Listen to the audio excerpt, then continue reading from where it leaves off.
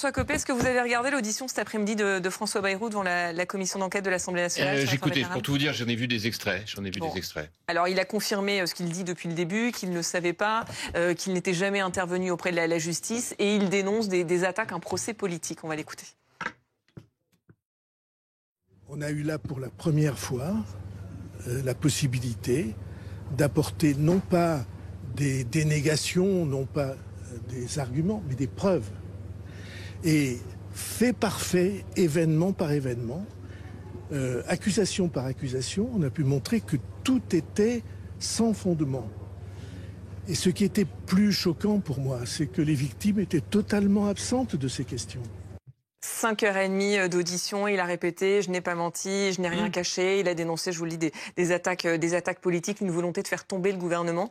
Est-ce qu'il peut s'en sortir intact de cette écoutez, affaire? ça, je ne sais pas. De toute façon, malheureusement, l'impact de la rumeur est terrible. Les dégâts d'une allégation sur la réputation d'un homme ou d'une femme sont dévastateurs, on le sait, et lorsqu'ils sont réhabilités, personne n'en parle. Donc c'est malheureusement le lot commun. Moi, je pense surtout que les commissions d'enquête parlementaire, elles ont beaucoup de mérite, bien sûr, mais c'est pas le bon support pour une affaire comme celle-là. Le seul support qui vaille, c'est un tribunal avec des magistrats professionnels qui font un travail professionnel d'investigation, avec des droits de la défense, avec une organisation. Enfin, pardon, c'est l'avocat qui parle une seconde, parce que je suis plutôt, moi, sur votre plateau, comme élu maire de Meaux, à essayer d'évoquer un peu ce qui se voit et ce qui se dit sur le terrain. Mais là, sur ce sujet précis, la commission d'enquête parlementaire, si on fait du droit de 2 secondes, c'est pas pour faire ça. Voilà. Là, c'est transformé en tribunal. C'est transformé toujours en tribunal, Yves Tréhard. Pourquoi? Parce que vous avez déjà vu ce qu'est devenue cette pauvre Assemblée nationale, avec cette omniprésence de députés d'extrême droite et d'extrême gauche, qui instrumentalisent l'Assemblée pour dire des choses extraordinairement militantes, haineuses et violentes, et qui ne font pas un travail de professionnel, c'est-à-dire celui que font les professionnels de la justice. Mais est-ce que sa crédibilité a été abîmée sur le long terme? Est-ce qu'il va traîner cette affaire comme un boulet? Est-ce qu'il va pouvoir continuer à avoir son autorité de Premier ministre? Écoutez, malgré c'est un autre sujet, parce que d'abord, oui, bien sûr que évidemment que son image est entamée. En plus, il y a un sujet personnel que chacun a compris à travers le témoignage de sa fille. Mais je pense que la vraie crédibilité entamée du Premier ministre, c'est pas là-dessus.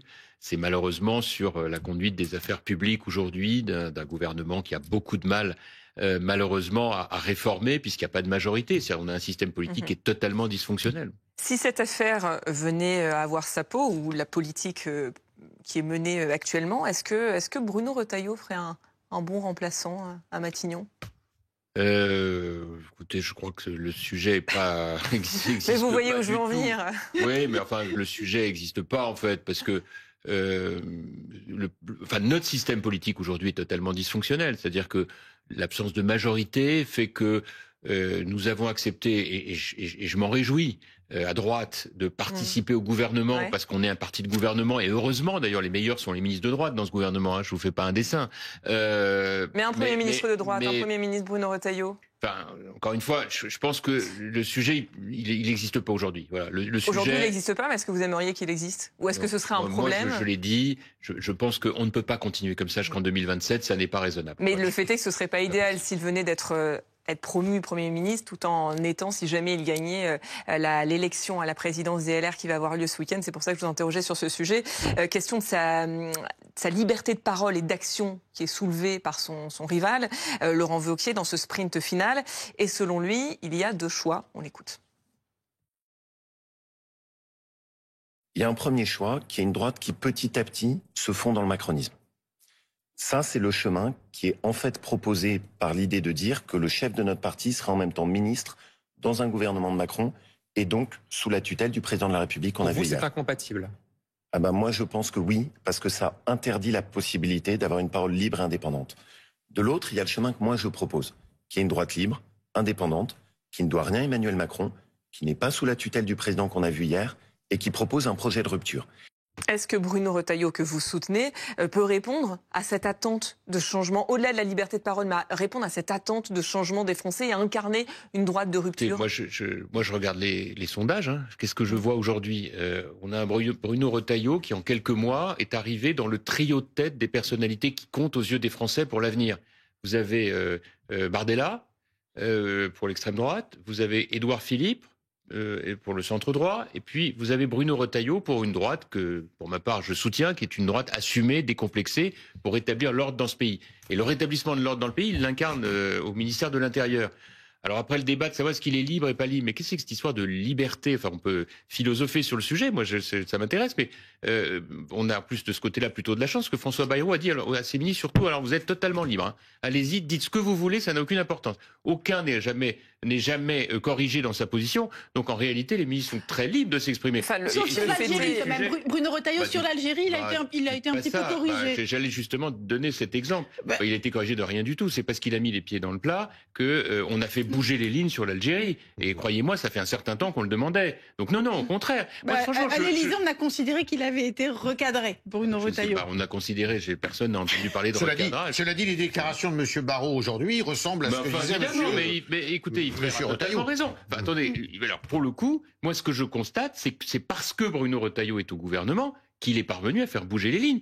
Un, parce qu'il est extrêmement audible. Quand on est ministre, surtout dans ce paysage désastreux où les Français sont effarés de voir l'absence de commandement, le ministre de l'Intérieur, on fait attention à ce qu'il raconte. Et puis moi, je peux vous dire que sur le terrain, l'impact, il est considérable. Le discours sur les narcotrafiquants, nous, on l'entend 5 sur 5. On va en parler des narcotrafiquants tout à l'heure, mais moi, j'ai deux exemples justement à ce sujet-là. Posant la question de sa liberté d'expression au sein du gouvernement. L'immigration, il avait dit, il a perdu son arbitrage sur l'immigration, parce qu'il avait dit qu'il était favorable à un référendum. Hier soir, Emmanuel Macron a claqué la porte, a fermé la porte en disant qu'il n'en est pas question. Idem sur le sujet de la fin de vie. Il s'oppose à la création d'une loi sur l'aide à mourir, et pourtant, il devra peut-être organiser un référendum en tant que ministre de l'Intérieur sur la fin de vie. C'est un blocage à l'Assemblée nationale. Donc sur ces deux points-là, il a dû se renier, il a dû renier sa parole. Non, en fait, je ne sais pas du tout lequel est désavoué ou sera désavoué à la fin de l'histoire. Vous me parlez du référendum sur l'immigration. Mais de toute façon, pour qu'il y ait un référendum sur l'immigration, on sait très bien qu'il faut un changement complet de paradigme politique. Il faut une nouvelle majorité et un nouveau président de la République. Jamais Emmanuel Macron ne fera de référendum sur l'immigration. Bruno Retailleau avait formulé cette proposition en passant par les aides sociales et en soutenant l'idée d'un référendum. Mais vous avez raison. Il n'a pas été entendu. Mais quand M. Bayrou dit qu'il veut faire un référendum sur les dépenses publiques, il a tout autant pas reçu le soutien, évidemment, du président de la République. Et sur la fin de vie, il devra organiser un référendum. Avant d'organiser un référendum, je vais vous dire un truc. D'abord, il faut savoir de quoi on parle. Parce que comment est-ce qu'un référendum, ça marche? Il faut une question simple, par oui ou par non. Sur la fin de vie, vous voulez faire un référendum, ça va être quoi la question? Entre le suicide assisté, la question de l'euthanasie, l'accompagnement de la fin de vie. Vous allez faire une seule question avec tout ça? Je vais vous dire une chose. Moi, si vous faites référence à l'émission d'hier soir de M. Macron, la réalité, c'est que c'est un rendez-vous manqué, tout le monde l'a dit et écrit, mais au-delà de cela, je pense qu'on ne prend pas les Français au sérieux. Et pourtant, ils étaient nombreux à attendre quelque chose de cette émission, et ils ont été sur leur faim parce qu'on les a pas pris au sérieux. Rien n'a trouvé grâce à vos yeux hier dans l'intervention d'Emmanuel Macron? Si, bien sûr. La politique étrangère. Mais bien sûr, sur la politique étrangère, il est plein de bon sens, et moi je soutiens son approche d'alliance avec les Polonais, avec les Allemands et avec les Britanniques. Jean-François Copé avec le discours assez dur qu'il a prononcé hier, enfin les propos assez durs qu'il a prononcés hier contre la politique de Netanyahou, contre la politique de Netanyahou à Gaza notamment. Il a refusé d'utiliser le mot génocide en disant que ça appartenait aux historiens, mais néanmoins, il a dit que c'était tout à fait inacceptable de faire ce que faisait je pense que cette situation est Benyamin Netanyahou. Je pense que cette situation est intenable et qu'il faut absolument en sortir, et que la communauté internationale aujourd'hui ne trouve pas de solution. Doit prendre des sanctions contre Netanyahou, doit prendre des sanctions plus fortes contre Benyamin Netanyahou, Netanyahou et le gouvernement israélien. Mais aujourd'hui, il n'y a pas de sanctions. Oui. Et de toute façon, c'est pas le bon outil, la sanction. C'est pas la même situation que ce qui peut se passer en Ukraine. En réalité, cette situation au Proche-Orient est absolument intenable. C'est horrible ce qui se passe, horrible, et on en est tous parfaitement conscients. C'est une situation qui ne peut pas continuer comme ça. Et il a eu raison de ne pas utiliser le mot génocide. Oui, c'est pas, c'est pas le bon terme en droit. C'est pas pour ça qu'on ne doit pas être horrifié de ce qu'on voit. Et on l'est, évidemment. Alors, je voudrais revenir sur le point nodal sur lequel vous êtes arrêté, Perrine, c'est celui du référendum. On voit bien qu'il y a discussion. Est-ce qu'on peut faire un référendum sur tel sujet, sur tel autre sujet? Est-ce que est-ce que le Conseil constitutionnel ne va pas censurer? Est-ce qu'il faut faire une réforme de ce point de vue de la Constitution pour autoriser le référendum de façon plus large? Moi, je vais vous dire, je suis pas hostile. Moi, j'ai un petit débat personnel sur le principe même du référendum, c'est que je constate qu'on les gagne jamais. On les gagne jamais parce que les gens répondent assez rarement à la question qui est posée, et on le voit depuis ces dernières années. Bon, enfin, s'il y a un sujet absolument majeur qui n'est pas inclus dans le champ du référendum, eh ben oui, très bien, assumons-le. La peine de mort, on pourrait débattre. Ça aurait pu être un référendum si on avait étendu. On l'a fait par la loi, on aurait pu le faire par référendum. Tout ça ne me choque pas. Il y a des sujets aujourd'hui que vous souhaiteriez que ça passe par référendum ? Écoutez, encore une fois, moi je trouve que le meilleur référendum, c'est un programme présidentiel. Parce que quand vous êtes dans une campagne présidentielle, vous avez globalement 5 grands engagements, 10 grands engagements. Si vous êtes élu dessus, c'est pour les appliquer. Et vous le faites tout de suite par ordonnance, comme l'avait fait Gérard de Gaulle en 58. Ordonnance. Mais pour une raison simple, les Français attendent de l'efficacité. Le procès qui est fait par les Français à la démocratie, c'est un procès en inefficacité, en absence de leadership et en insincérité. Donc on doit être capable de reconstruire la politique autour de ça. Quitte d'ailleurs à remettre des professionnels, Yves Tréhard, à remettre des professionnels, c'est-à-dire des gens qui sont pas en train d'arriver à la tribune en jean ou en t-shirt pour faire des invectives, là où on attend d'eux un ancrage sur le terrain, comme nous pouvions l'être en d'autres temps lorsque nous étions maires et députés, président du Conseil général et députés, et qu'on apportait à la tribune de l'Assemblée nationale notre témoignage de maires, c'est-à-dire d'acteurs de terrain. Et il faut arrêter de les prendre de haut, les maires. Parce que des gens comme nous, on a besoin sans arrêt d'être entendus et écoutés par rapport à ce qu'on raconte sur nos compatriotes. Ce qui a été dit d'ailleurs, on a parlé de la police municipale. Par Robert Ménard. Et on va en parler. Un peu concret. Et on va en parler, on abordera les questions de sécurité dans un instant avec vous, Charles. Moi, j'ai une question plus politique sur l'avenir des Républicains. Parce que j'ai l'impression que ça fait un certain nombre d'années que les Républicains se mettent un peu en toupie à chaque fois qu'ils ont un nouveau chef. Et assez vite, leurs espoirs sont déçus. Il y a eu Valérie Pécresse qui, au début de sa désignation, était très haut dans les sondages et on sait comment ça s'est terminé. Ensuite, c'est Éric Ciotti qui a pris le parti et qui disait qu'avec sa ligne très dure, ça allait marcher. On sait comment ça s'est terminé. Ensuite, Wauquiez a réintégré l'Assemblée en disant « vous allez voir ce que vous allez voir, je reviens à l'Assemblée ». On sait comment ça s'est terminé. Barnier a été un Premier ministre très chic, très apprécié. On sait comment ça s'est terminé. Et maintenant, tout le monde est en orchestre derrière Retailleau. Et on ne sait pas encore comment ça va se terminer. Mais moi, je me dis, est-ce qu'il n'y a pas quand même une espèce de différence de fréquence aujourd'hui entre ce vieux parti qui a tellement de mal à renaître de ses cendres et les Français qui peut-être en fait sont passés à autre chose et sont maintenant, pour ce qui est de la droite du centre-droit, dans cette espèce de bloc central qui paraît complètement inamovible. Et il y a à côté la droite qui essaie d'exister et qui a du mal. Vous posez la bonne question. Moi, je pense qu'on ne peut pas continuer comme ça. Je pense qu'il faut en finir avec ce gouvernement centriste qui ne peut pas fonctionner. D'ailleurs, De Gaulle a imaginé la Ve République pour qu'on ait un vrai clivage droite-gauche, avec une alternance. Voilà, stop ou encore. Au bout de 5 ans, c'est le contrat qu'on passe avec les Français. Or là, cette espèce de gouvernement du en même temps a tué complètement non seulement l'efficacité politique, mais a fait émerger des extrémismes anormaux dans une démocratie moderne, avec l'histoire qui est celle de la France et de l'Europe, devoir se supporter 2 mouvements, le RN d'un côté, LFI de l'autre, qui à la fois sont très creux sur les propositions et les programmes, mais en plus en permanence dans l'excès, on sait nous que c'est de notre faute à nous. C'est parce qu'on a été incapable, quand on était au pouvoir, de faire ce pourquoi on avait été élu. Parce qu'il y en a assez de faire la politique des gens qui votent pas pour vous. Donc le vrai sujet demain, et c'est la raison pour laquelle moi j'ai apporté mon soutien à Bruno Retailleau. Et puis après, écoutez, c'est comme la vérité si je mens. Il faut donner sa chance au produit, on verra bien. Mais au moins être dans une dynamique dans laquelle on dit on va rétablir l'ordre dans la rue, à l'école. Laurent Wauquiez, il dit la même chose. Mais le problème, c'est que, encore une fois, vous avez deux sujets par rapport à ça. Moi, on me dit ça. D'abord, c'est pas vrai. Faut arrêter de dire qu'ils disent la même chose, qu'ils sont sur la même ligne. Ah non, ils disent pas exactement la même chose. Mais sur la sécurité, sur l'immigration, ils disent la même chose. Par contre, Laurent Wauquiez a un argument de taille, c'est qu'il dit justement ce que vous êtes en train de dire. Il dit, le problème, c'est qu'avec Bruno Retailleau, c'est la Macronie qui nous absorbe. C'est une droite qui va être absorbée par la Macronie. Alors qu'avec moi, j'incarne la fameuse droite de rupture, la fameuse droite d'opposition. Il y a un truc qui va pas. C'est qu'on peut pas, en fonction de ses calculs personnels, varier. Sinon, les gens, ils vous disent, mais vous savez, les Français, ils sont très politiques. Ils connaissent par cœur tout ça. Donc, quand vous dites un truc en fonction de ce qui vous arrange et l'inverse 8 jours après, ça se voit. On peut pas avoir été, ce qui était le cas de notre ami Laurent Wauquiez, à vouloir absolument aller au gouvernement. Et puis, comme il n'y a pas été retenu, dire maintenant il faut plus y aller parce que en réalité on peut pas faire les essuie-glaces tout le temps.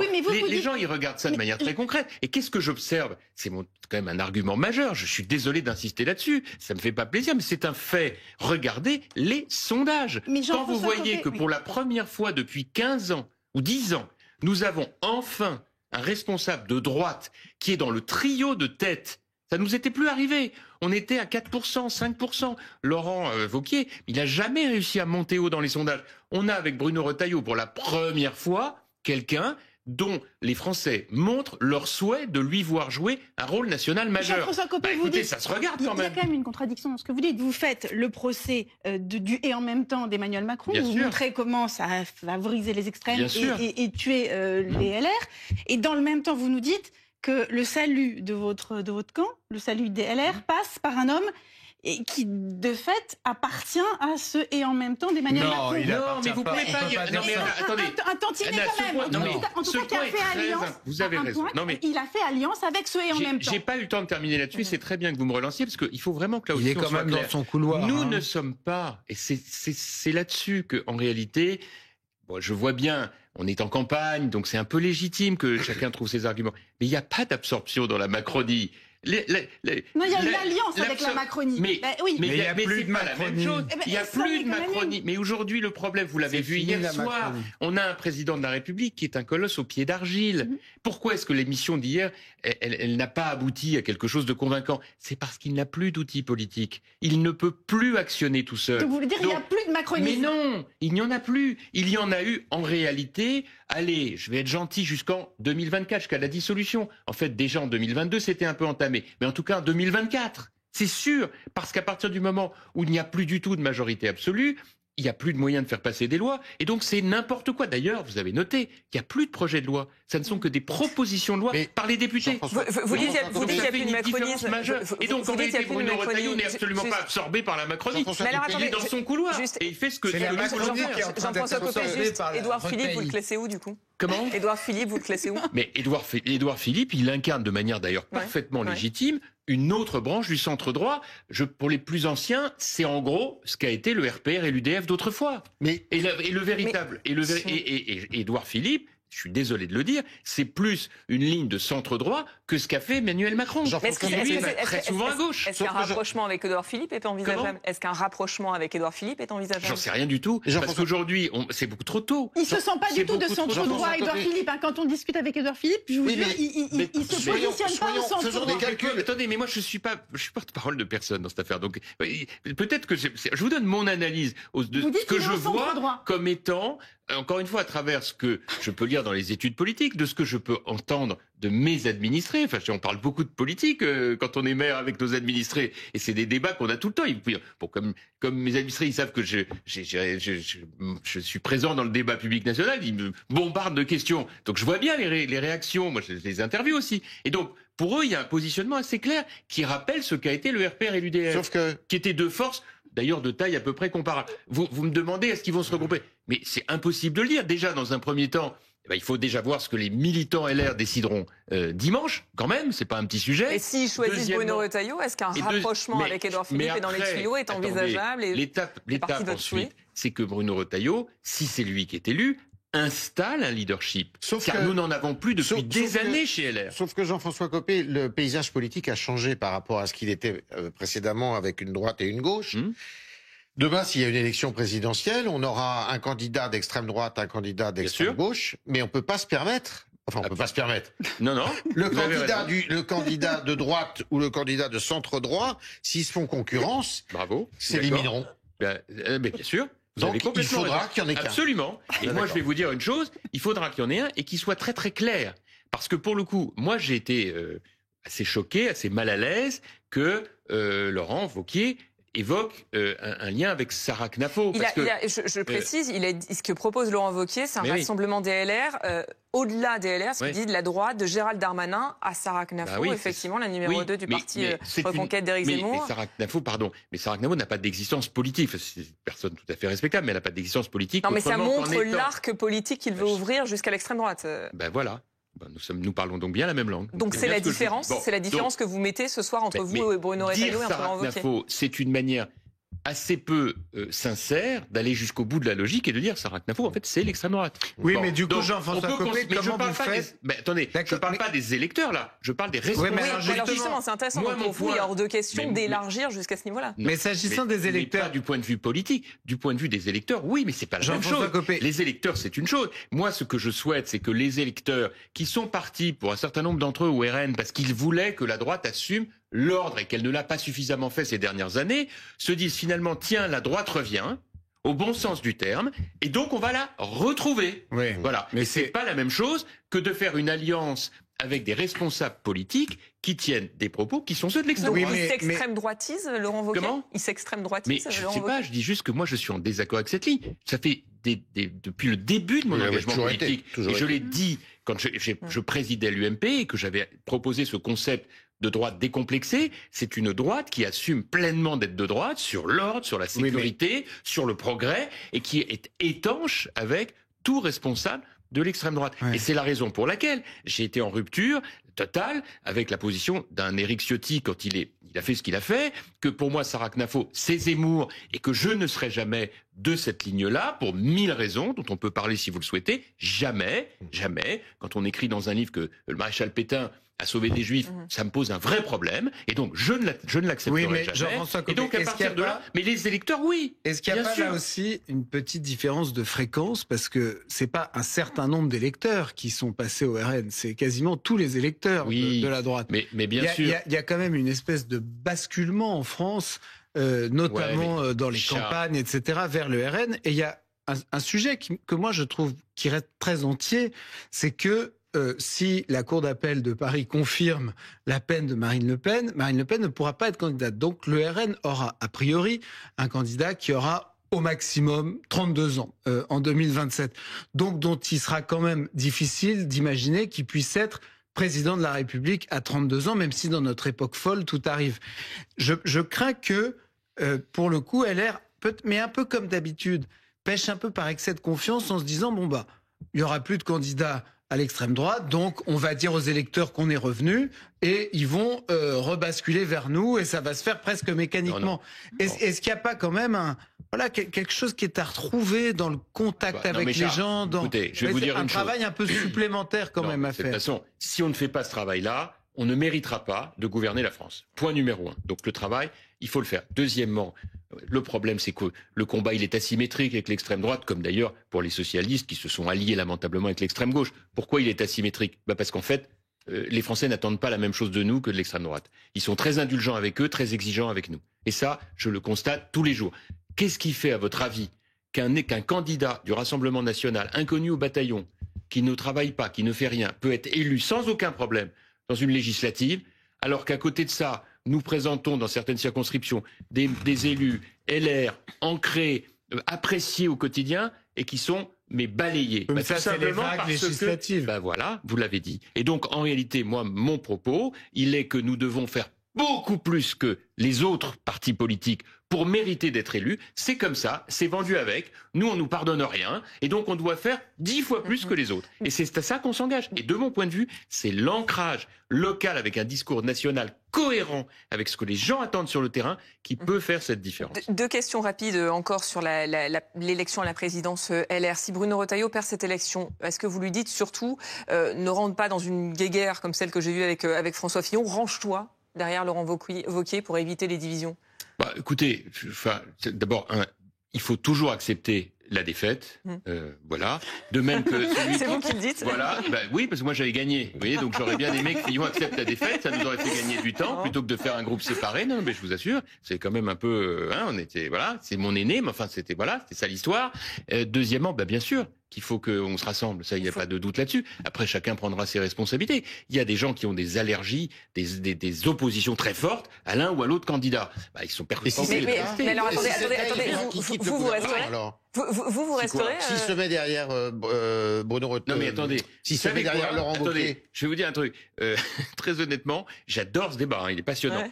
Mais d'abord, il est réversible, c'est-à-dire il faut bien que Laurent Wauquiez, si jamais il est battu, et deux, je vous propose qu'on en parle dès lundi prochain. Voilà. Parce que alors là, il y a un truc que j'ai appris depuis très longtemps. Il y a 2-3 trucs que j'ai appris en politique. Un, on ne fait jamais de pronostics avant. C'est comme les prix des produits, par exemple. Vous mieux faire les pronostics après. Je ne donne plus le prix des produits depuis que je me suis un peu trompé sur les pains au chocolat. Sans faire de pronostics, vous dites c'est les gens qui sont allergiques à cette ligne, combien ça coûte un pain au chocolat? Est-ce que vous, si Laurent Wauquiez l'emporte, vous resterez chez les LR? Alors, pareil, je vous dis qu'on reparle de tout ça dès lundi. Mais vous avez le droit de nous dire que vous êtes allergique à Laurent Wauquiez, à Céline Pelletier. Vous l'avez plus ou moins dit. Quand vous dites, moi, jamais de ma vie, je m'allierai avec l'extrême droite. Moi, jamais de ma vie, je m'allierai avec l'extrême droite. Donc, si Laurent Wauquiez le fait, vous quitterez les LR. Mais n'importe qui. C'est même pas une question de Laurent Wauquiez ou pas. Ça, les choses sont très claires. Et j'ai encore une dernière question sur ce sujet-là. Est-ce que Bruno Retailleau accepterait d'être le premier vice-président de Laurent Wauquiez, comme il le propose, s'il remporte cette élection? Je ne suis absolument pas son porte-parole. Non, mais vous êtes un soutien de taille. Oui, je suis un soutien de taille. Oui, peut-être, je sais pas, mais en tout cas, je vous dis ce que je pense moi. Donc ça, c'est à lui d'accepter ou de pas accepter. Mais ce que je vous propose surtout, c'est qu'on attende tranquillement les résultats et qu'on voit ce qu'il en est à la fin. Voilà. Je dis juste qu'il faudra qu'effectivement, le perdant ait l'esprit de responsabilité de se ranger derrière le gagnant. Ça me paraît la moindre des choses. Une campagne pour la présidence des LR qui se joue notamment sur le thème de la sécurité.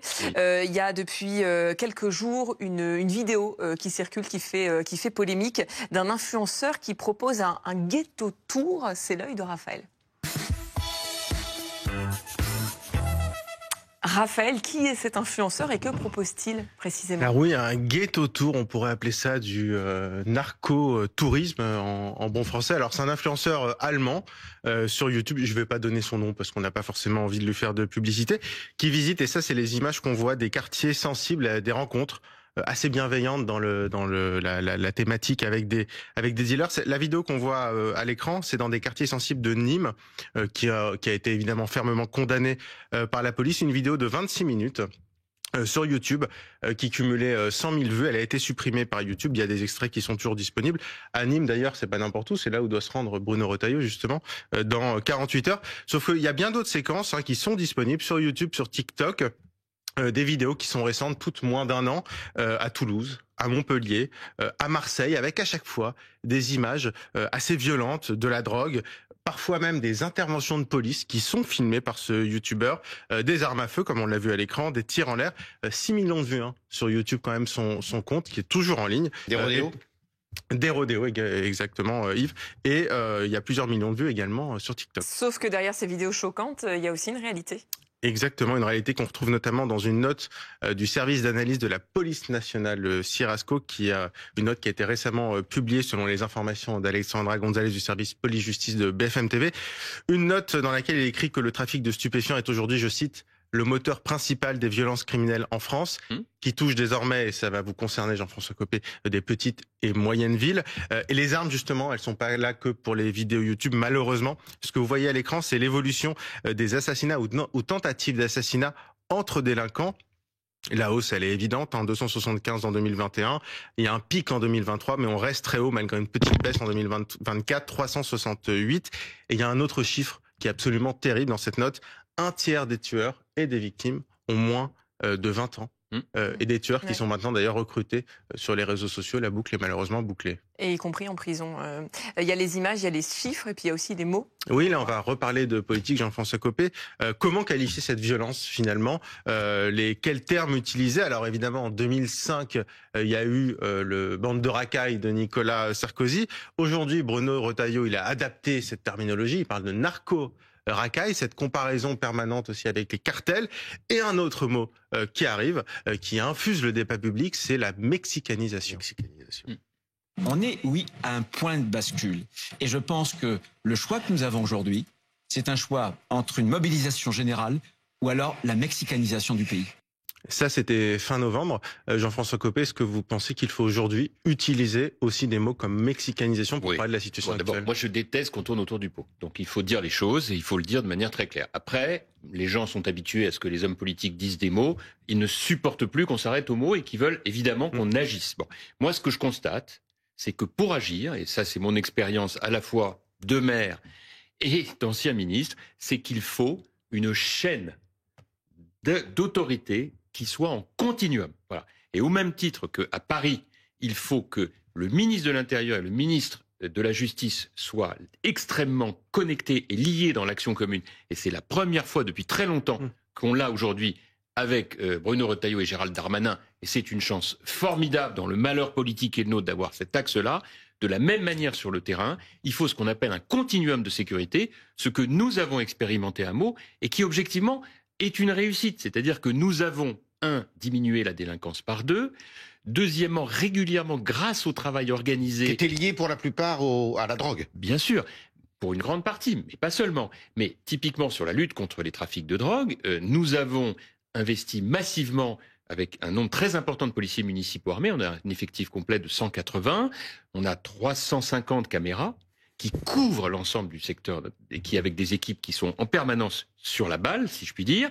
Nous avons une police nationale qui est très coordonnée avec la police municipale et le tout sous l'autorité d'un parquet qui fait un travail exceptionnel. Donc vous êtes en train de dire que c'est la faute des maires si le trafic de drogue prospère dans certaines villes parce qu'ils font pas le nécessaire comme vous l'avez fait à Meaux ? Non. Vous savez, c'est terriblement difficile. Le mandat de maire, c'est un mandat très difficile. On fait comme on peut. Ce que je veux simplement dire, c'est qu'au même titre que moi, je m'inspire en permanence et je demande à mes équipes de faire pareil de ce qui se fait de bien dans les autres villes, je suis heureux de pouvoir apporter le témoignage d'une politique publique qui fonctionne. Et c'est le cas dans un certain nombre de villes où des collègues font la même chose. On n'a pas inventé tout seul. Mais ce dont je peux témoigner, c'est que ça marche. Voilà. Il faut arrêter de dire que tout est fichu. Alors, simplement, il faut accompagner ça de rénovation urbaine. Il faut casser les tours.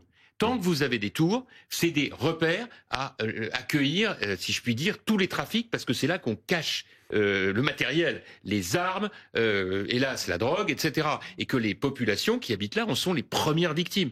Voilà. Est-ce que c'est pertinent ce que hier Robert Ménard, le maire de Béziers, demandait au président de la République, c'est-à-dire qu'on réforme les pouvoirs du maire pour les polices municipales. Mais écoutez, ça fait des années que des gens comme moi, on n'arrête pas de le demander. Alors ils ont fait ce Beauvau de la police municipale, tant mieux. Moi j'ai accueilli d'ailleurs à Meaux le Beauvau de la police municipale, c'est super, mais maintenant décidons-le. Moi j'ai pas de problème. Emmanuel Macron l'a décidé, visiblement il y a un texte qui sera en préparation. C'est pas lui qui l'a décidé, ça fait des mois qu'on est sur ce texte et qu'on attend qu'il soit voté. Qu'est-ce que ça apporterait de plus ? Qu'est-ce que ça apporterait de plus ? L'idée c'est qu'on puisse renforcer les prérogatives des policiers municipaux en contrepartie de les mettre sous l'autorité du parquet. Ce qui me va très bien. Vraiment, il y a aucun sujet. Pour y parvenir, il faut que ce soit sous l'autorité du parquet. Il y a effectivement un certain nombre de choses très concrètes qu'aujourd'hui, les policiers municipaux ne peuvent pas faire. Et c'est un peu ridicule, parce qu'on a besoin de ce fameux continuum de sécurité. Ensuite, chacun est à sa place. Le boulot de la police municipale n'est pas celui de la police nationale. Ils font pas tout à fait, c'est le moins qu'on puisse dire, la même mission. Par contre, ils bossent ensemble, avec un esprit de cohésion, moi je peux en témoigner, remarquable. Parce qu'on ne parle jamais de ça. Ils font, nos fonctionnaires de police nationale et municipale, comme les magistrats, un travail exceptionnel sur le terrain. Exceptionnel. Il y a la France Insoumise qui a mis en avant un paradoxe en disant en France, on est le pays le plus répressif en la matière et pourtant on est le pays où on consomme le plus de drogue. Comment vous l'expliquez ? Bon, c'est l'extrême gauche qui défend depuis toujours. Non, mais c'est factuel. Enfin, je veux dire, il s'appuie sur des faits en disant voilà, on a une consommation de drogue qui explose en France, on est le pays où on consomme le plus et pourtant on a une politique très répressive en la matière. Les pays qui ont libéralisé la consommation du cannabis le payent au prix fort aujourd'hui. Donc il faut arrêter avec ces poncifs de l'extrême gauche sur la dépénalisation et la libéralisation de la consommation de cannabis, tout ça parce que certains sont eux-mêmes des consommateurs. Bon, les ravages de la consommation de ces drogues sur la santé physique et psychique de nos adolescents, c'est une catastrophe. Mais sans forcément aller sur la dépénalisation, mais la question qui est posée aussi par la France Insoumise, c'est est-ce qu'une politique répressive uniquement suffit, ou est-ce qu'il faut que ce soit accompagné d'autres politiques, comme vous l'avez dit d'ailleurs sur évidemment, mais il faut que ce soit... La politique répressive est une exigence, mais elle doit être accompagnée d'un énorme travail de mobilisation, de sensibilisation auprès des jeunes. Moi, en tant que maire, je passe mon temps... Dès que j'ai un public jeune, et on en a souvent, que ce soit dans les visites d'école, que ce soit dans les remises de diplômes, que ce soit dans tous les événements, pour dire, ou je l'ai encore fait il y a pas longtemps avec le conseil municipal des jeunes, de leur dire, faites attention, la nouvelle drogue, la fameuse PTC, les pastilles, petites drogues chimiques, qui s'appellent pète ton crâne, c'est avec un niveau d'addiction phénoménal. Même le cannabis, on se rend compte que les substances toxiques étaient censées ne représenter que 10% dans les produits banalisés, on sont passés à 30%. Donc en réalité, tout est organisé par les trafiquants pour provoquer de l'addiction supplémentaire. Et donc c'est tout ça qu'il faut mettre sur la table. Et ça doit être une cause nationale. Si j'étais un jour en charge, je dirais que ça doit être une mobilisation de tout l'appareil gouvernemental, c'est-à-dire intérieur et justice, le ministère de la Santé, y compris la politique de la justice, les douanes, bien sûr. Vous êtes en train de faire une offre de service? Non. Quand même. Écoute, non, je fais aucune offre de service. D'abord, il est très tard. Deuxièmement, il se trouve que... Mais reposer la question demain matin, ce sera peut-être différent. Non, mais moi, ce que je souhaite, c'est faire profiter de la petite courbe d'expérience qui est la mienne. Qu'est-ce que vous voulez que je vous dise? Il y a un moment où ce qui a du sens, c'est qu'on puisse en parler et que les uns et les autres évoquent ces sujets. Le problème n'est pas le casting d'un gouvernement qui n'a pas lieu d'être aujourd'hui, puisqu'il faudrait pour ça qu'il y ait un nouveau président de la République, parce que vous avez compris que celui-là ne fait rien. Parce qu'on peut pas tenir comme ça. Vous le voyez bien qu'on peut pas tenir comme ça en 2027. C'est lamentable. Les dangers géopolitiques sont considérables et nous n'avons pas aujourd'hui le pouvoir politique solide pour tenir la barre. Je reviens sur une autre question de sécurité qui a été évoquée hier soir par Robert Ménard, le maire de Béziers, et Emmanuel Macron a répondu sur ce sujet, sur la surpopulation carcérale. Il a évoqué la possibilité de louer des places de prison à l'étranger pour y faire face. Pensez quoi? Écoutez, j'avoue que j'y ai pas pensé, mais après tout, si ça peut aider, pourquoi pas? Moi, si vous voulez, il y a un truc qui m'a un peu énervé. Il vaut pas mieux construire des places de prison en France? Mais non, mais pourquoi pas? Oui, mais il faut le faire aussi. Mais moi, ce qui m'a un peu énervé dans tout ça, si vous voulez, c'est que cette émission, enfin, on a envie de lui dire, mais vous êtes là depuis 2017, enfin, tous ces sujets, on vous en parle depuis 2017. Vous avez jamais voulu les prendre au sérieux. Il paraît que c'était moche de s'occuper de sécurité. C'était contraire à la culture des bobos, macronistes, de la jeune génération. Ben ouais, mais pendant ce temps-là, nous, on a eu à traiter ces problèmes qui se sont dégradés. Alors à côté de ça, je vous disais tout à l'heure tout le bien que je pense du tandem Retailleau-Darmanin, parce qu'on a enfin une chaîne solide, et c'est le seul moment gouvernemental que l'on voit comme étant vraiment à l'offensive.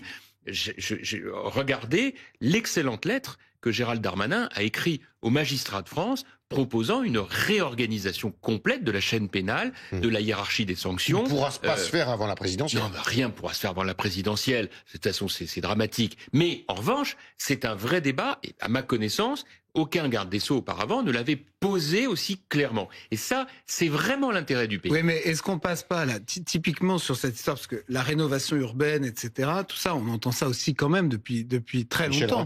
Je me souviens de Borloo avec ses plans de rénovation urbaine. C'est une réussite extraordinaire, Charles. Je suis désolé de vous le dire. Une réussite extraordinaire, je sais pas, parce que on a maintenant des territoires en France qui échappent complètement au contrôle de l'État. C'est ceux où ça s'est pas fait. Donc moi, je me demande si, par exemple, sur cette histoire de construire des places de prison, on a 25% des détenus français, enfin des détenus en France qui sont étrangers. On voit 25%, c'est beaucoup. C'est-à-dire que si vous libérez 25% des places dans une prison, vous avez plus de surpopulation carcérale, pas moins. Et donc, oui, mais donc ça se heurte à quoi? Au principal problème auquel se heurte précisément Retailleau depuis qu'il est ministre, c'est le fait de pouvoir renvoyer dans leur pays des gens qui sont de nationalité étrangère. Pour le coup, je trouve que c'est là que, par exemple, on peut attendre aujourd'hui ceux qui veulent proposer un projet nouveau, c'est qu'est-ce qu'on fait pour contraindre les pays dont ces gens sont les ressortissants pour récupérer leurs ressortissants, parce que si vous voulez, moi j'en terminerai par là. Si on finit par louer des places de prison en Lituanie pour mettre des détenus de nationalité autre que française, peut-être qu'il y a un problème quelque part.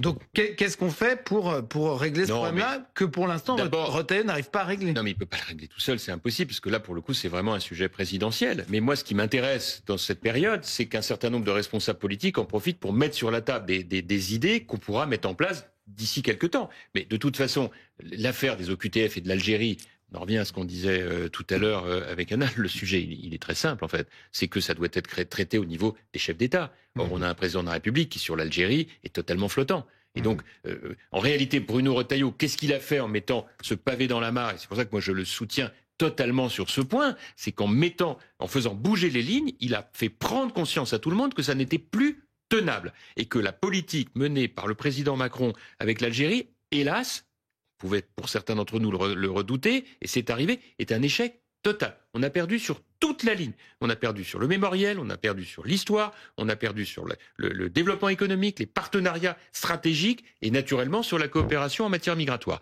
Donc c'est un échec total. Et qu'est-ce que fait Bruno Retailleau? Il s'inscrit dans l'histoire à venir. C'est-à-dire que ces sujets-là, on devra les traiter. Voilà. Et vous avez tout à fait raison, le problème de la proportion d'étrangers détenus dans nos prisons est un sujet majeur en ce qui concerne la politique pénitentiaire de notre pays. Est-ce que je peux ajouter quelque chose sur l'exportation ou l'expatriation de détenus? Les 3 exemples qui existent, ce sont des exemples qui sont très mauvais. Vous savez que le Rwanda pouvait accueillir des détenus britanniques ou enfermés en Grande-Bretagne. Sauf que le Rwanda, qu'est-ce qu'il veut? Une respectabilité internationale qu'il n'a pas. Le Danemark avec le Kosovo. Le Kosovo, qu'est-ce qu'il veut? Il veut une reconnaissance internationale qu'il n'a pas. L'Albanie avec l'Italie. Qu'est-ce que veut l'Albanie? Une reconnaissance internationale sur la scène mondiale qu'il n'a pas non plus. Donc il y a quand même, de ce point de vue, un problème majeur.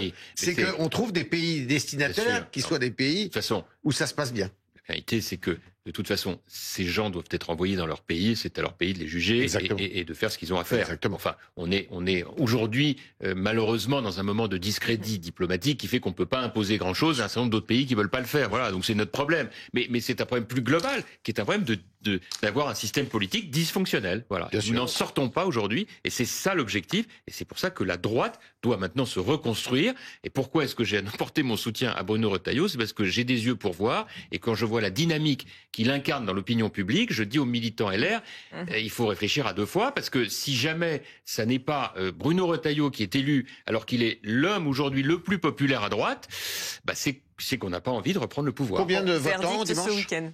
Comment? Samedi et dimanche, combien de votants? Écoutez, on a 110 000 inscrits. Il y a bien longtemps qu'on n'avait pas eu ça.